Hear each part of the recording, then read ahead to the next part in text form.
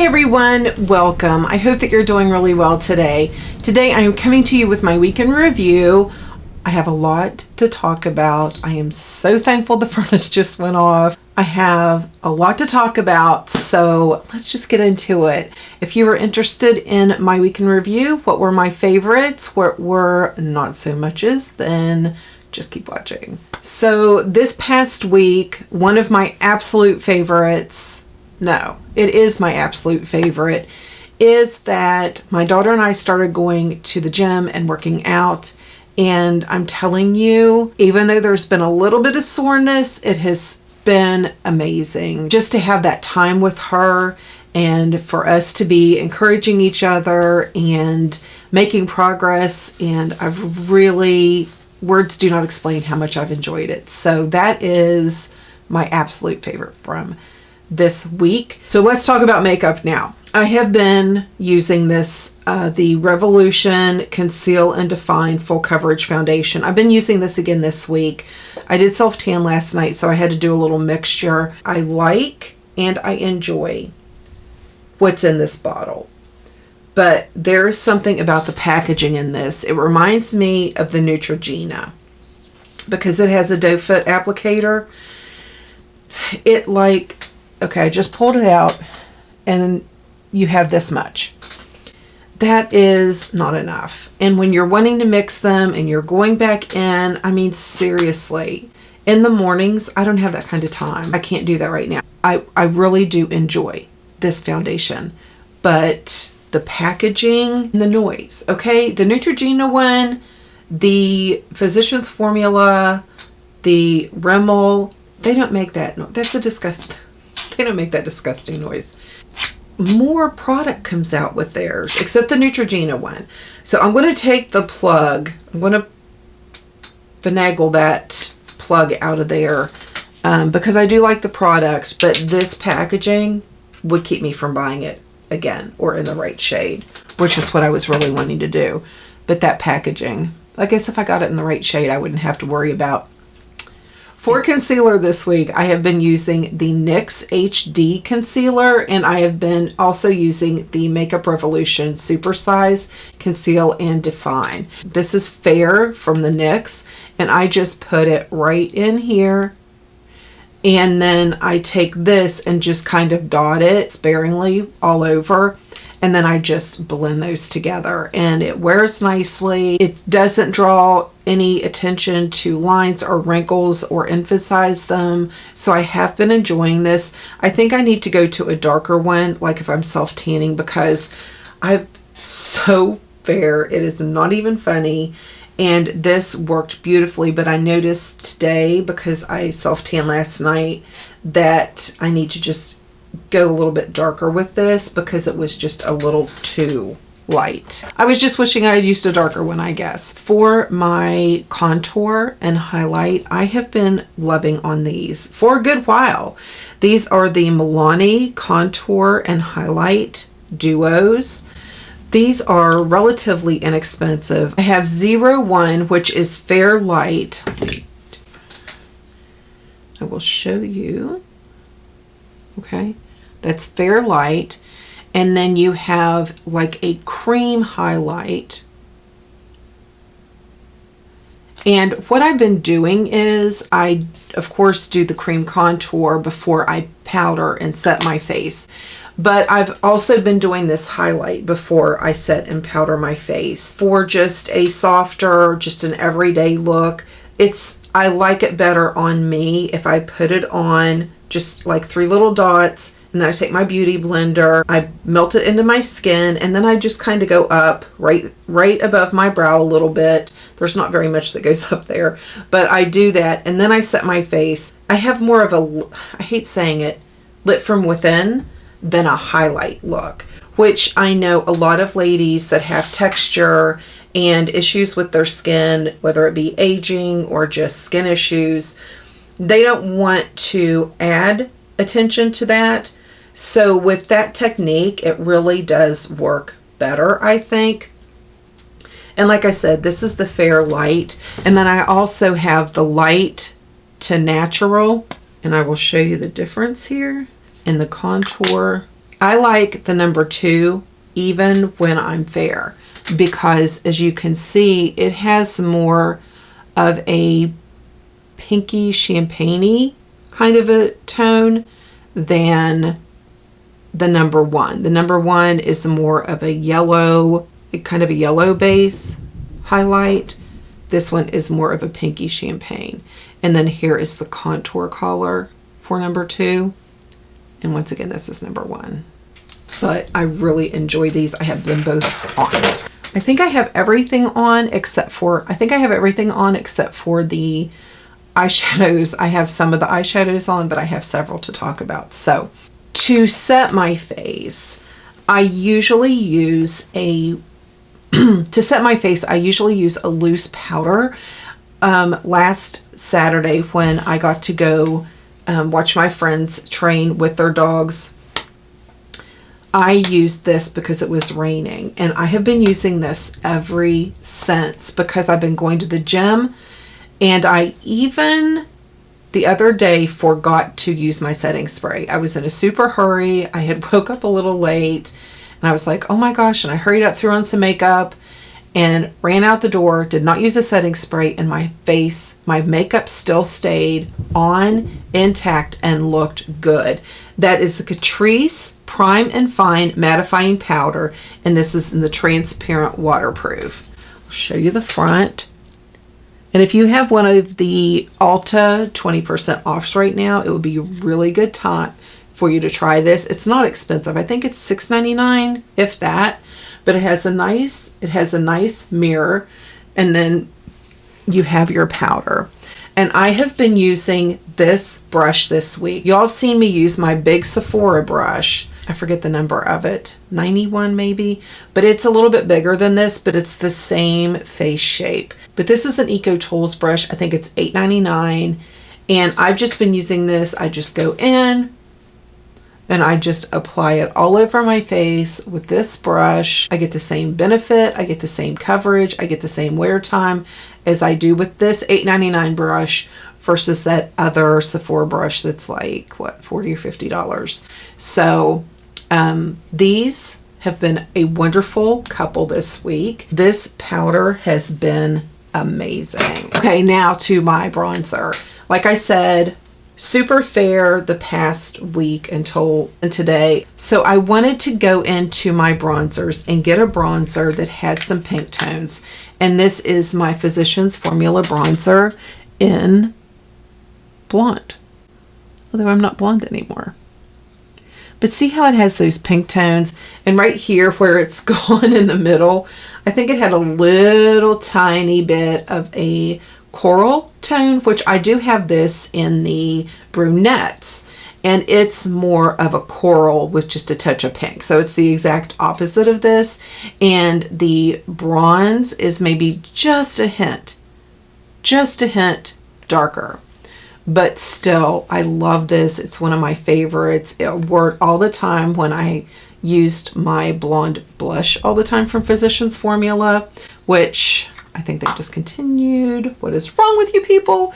But anyway, this is a super blush. So if you like to bronze, but you're afraid of having a little too much warmth, a little, maybe even an orangey tone to your bronze, then look for the ones that have just a touch of a pink in them, because that really does make a difference. For my blushes this week, it depends on what I've been wearing. I have been wearing warm most of the week. I tried to duplicate the look today that I've been wearing most of the week. And so I have been using the Awakening Rose most of the week. This is from Milani, along with the Tea Rose on the maybe one day, maybe 2 days this week that I did a cooler look. But I just love these flower blushes. I know I have 6. I think only 3 are like regular line products. The other 3 were a limited edition. But this is the blush I have on today, and I really do like these blushes. My cats are running up and down the hall. I'm down Studio B. I don't know what they have. Lord help me, but they're running. For my lips this week, This is the color I've been wearing. I've been trying to get out of my comfort zone with some warmer toned lipsticks and lip glosses. This is 130 Self Starter from Maybelline Superstay. In the viewfinder, it looks almost like a rose, and it is like a straight up, if I was going to name this, it'd probably be pumpkin spice. That's just kind of what I think of when I see this. But let me show you the color. And it is the color on my lips. Now, I have been kind of playing around with it a little bit with these Wet n Wild lippies. These are from their Zodiac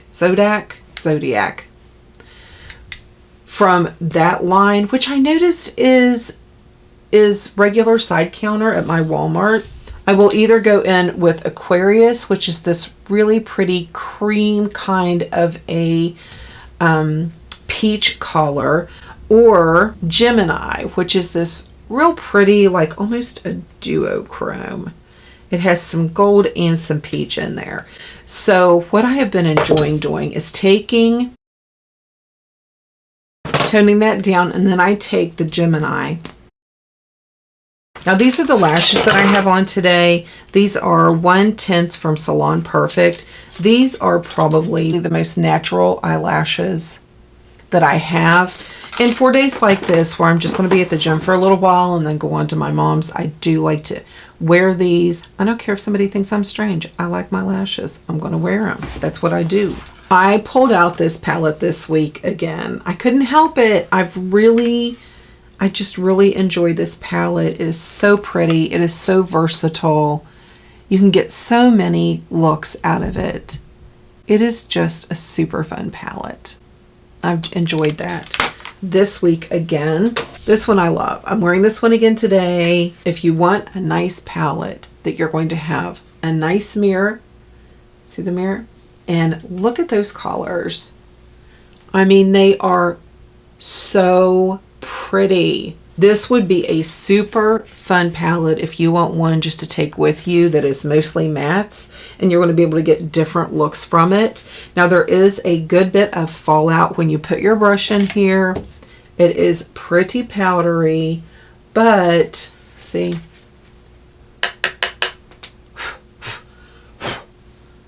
but I don't mind that. If there's color payoff. If it is pigmented, I don't care. That doesn't bother me. I get that from high-end palettes that I use. This is a super fun palette. It makes me really curious about their other palettes. Didn't they have another new one that just came out? This is the nudes one. Did I say that? Probably not. This is the Pro Pigment palette, New Nudes. And I love it. I really do enjoy this palette a lot. So you haven't seen the haul video yet where I hauled that I had purchased the Huda Jewels palettes. I think these are beautiful. I love these little palettes she does. This one is Topaz. Let me show you here. I'm going to get up close, okay? Let you have a look at those. You know, I got panel lights for my makeup room up at the house, and I brought my box lights down here. But I'm telling you, like, to show y'all colors and things like that, nothing beats these box lights. They're just so big and bulky. Ugh. Okay, now here's the thing. I almost didn't get this because I thought, okay, Topaz Obsessions. I bought the Warm Brown Obsession when she first came out with that. And then the Coral Obsession. So I wanted to show you all three of these if I can. All three. Come on, get up there. There you go. That is all three. So as you can see, there are some similarities. I can't even see them. I'm peeking around at you. There's some similarities. To some, it would not be enough to keep them from buying and having all three. To some, you would be like, well, I don't need all three of those because some colors are super similar. Like this guy right here. Let me just undo my sleeve here. We'll just have a little.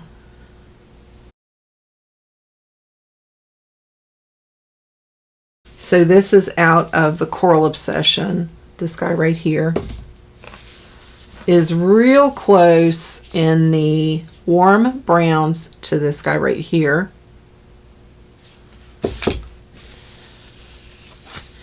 And in the Topaz collection, this guy right here.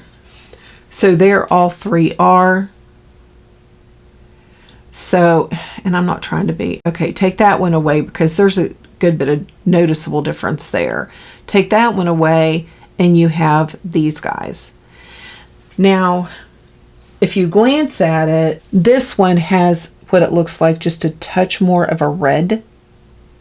And this one has just a touch more of an orangey. But so close, right? I mean, really, really close. You know, it really comes down to if you just enjoy having and collecting certain palettes. Like she has these little palettes.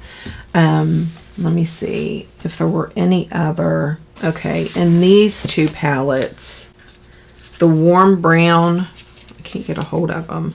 The warm brown and the coral. Okay, there's this one and this one, and those are pretty close, but there's nothing like that in this topaz. So it's just one of those things, and I think that those are the biggest similarities. And if it comes to that point and you can't decide, then it's just kind of which would fit your skin tone better.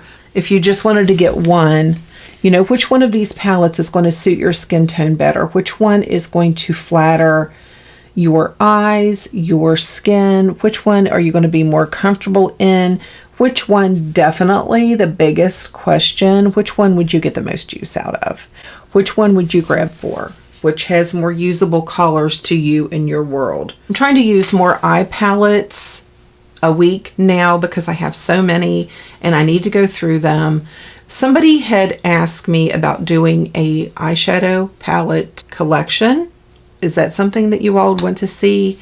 I always am afraid that somebody's going to take that as braggy, and I would never ever want it to come across that. To me, it's more embarrassing because I have quite a few. If that is, let me know if that's something that you would want to see, and I will get on it if it is. I divide it definitely between drugstore and higher end.